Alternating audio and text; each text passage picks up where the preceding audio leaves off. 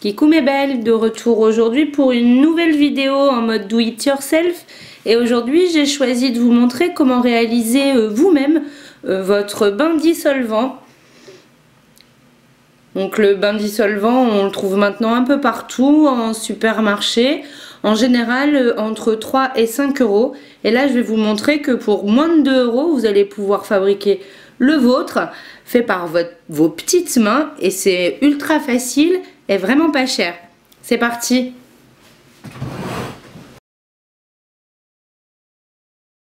Alors pour cet atelier vous aurez besoin de petites éponges. Alors c'est des éponges que j'ai eu à Auchan hein, dans les 1,20 € les 3 éponges. Vous aurez besoin aussi d'une bouteille d'acétone, de dissolvant pardon, sans acétone pour remplir votre bain dissolvant. Alors là c'est la marque Auchan, hein, 1 € la bouteille, donc 3 éponges, une bouteille de dissolvant, on est à 2,40 €, 2,40 €, mais je vais vous montrer qu'on peut en réaliser plusieurs, donc moins de 2 €. On commence par prendre sa petite éponge, un feutre et un petit récipient qui servira de support pour le bain dissolvant. Donc ici c'est une boîte de chewing-gum. Il faut juste que au niveau de la fermeture ce soit assez étanche.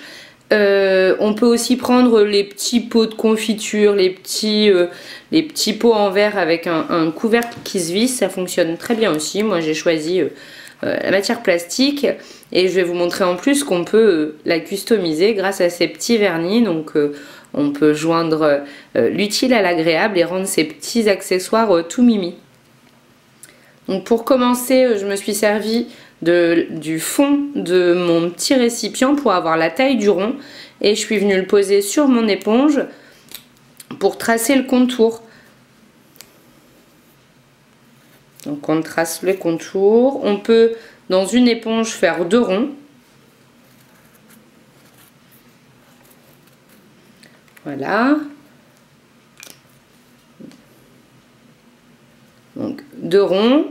C'est juste pour avoir la taille du rond qu'on va devoir découper pour que ça puisse rentrer dans nos petits pots. Une paire de ciseaux. Et on passe au découpage. Alors, on ne vous demande pas non plus de faire un rond ultra rond, hein, ça n'a pas trop d'importance, puisque de toute façon, il sera à l'intérieur de notre pot. C'est juste que pour que la taille soit cohérente et avoir un repère.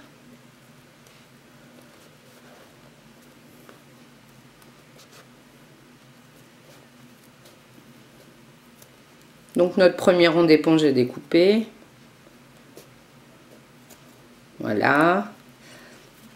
Les petites chutes, je les mets de côté. Elles seront utiles quand on voudra venir faire des dégradés sur l'ongle ou juste des petites touches de vernis par-ci par-là. Donc on jette pas.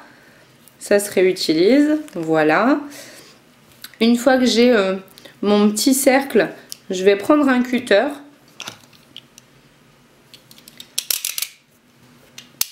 Je vais venir au milieu du rond faire une incision. Voilà. Donc on fait attention quand même à cette partie là hein. Je voudrais pas que vous vous coupiez un doigt. Je ne serai en tout cas aucunement responsable des accidents domestiques qui pourraient arriver. Donc prenez juste toutes les précautions nécessaires. Il faut juste réussir à percer la mousse. Alors ça va bien au début hein, vous voyez. Voilà, alors moi je le fais un petit peu d'un côté et un petit peu de l'autre. J'ai déjà percé un peu. Donc je viens gratter un peu, enfin faire une petite fente, mais je voudrais surtout qu'il y ait un trou de la taille de mon doigt pour pouvoir rentrer le doigt à l'intérieur de l'éponge. Il ne faut pas que ce soit trop lâche, il ne faut pas que ce soit non plus trop serré, mais c'est une éponge donc ça joue facilement. Voilà, donc j'ai fait mon trou. Mon doigt rentre, c'est le principal. Alors voilà, regardez, je vous montre. Hop, on peut enlever les petits excédents de mousse par la même occasion. Voilà, vous voyez, mon doigt passe à l'intérieur. Et c'était l'étape la plus compliquée du do it yourself d'aujourd'hui. troisième et dernière étape de ce do it yourself, le montage. Donc une fois tous vos petits ronds découpés en fonction de la taille de votre pot, on va venir les rentrer à l'intérieur, les superposer si on en met plusieurs, ou si notre pot est petit, une seule suffira. J'insère donc la mousse dans le petit trou, ça se place tout seul. Tac, voilà, je la place bien. Voilà, avec la pointe de mon ciseau, je vais m'assurer que je peux aller jusqu'au fond avec les trous que j'ai fait dans les 3 éponges. Donc ici, ça marche très très bien. Voilà. Et une fois que cette étape est réalisée, je peux passer au remplissage. Donc, grâce à ma bouteille de dissolvant, je vais venir remplir mon pot. Alors, il faut vraiment pas hésiter à le remplir. Il faut vraiment que les éponges elles se gorgent de produit pour que ce soit efficace. Donc, on l'ajoute au fur et à mesure. On attend que les éponges fassent leur travail d'éponge.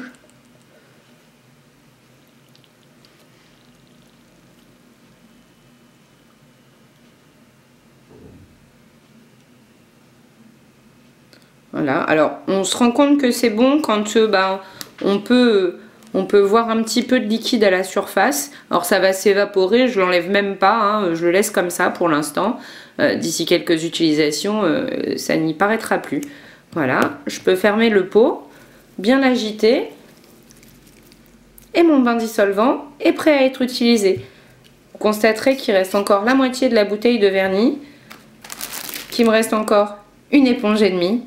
Le challenge est donc réussi.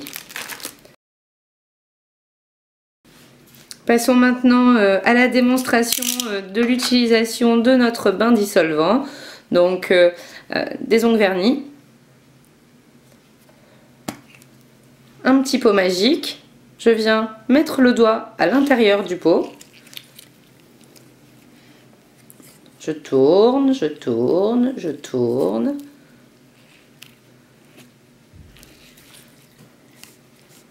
Bon, alors à la première utilisation, vous voyez, c'est un petit peu...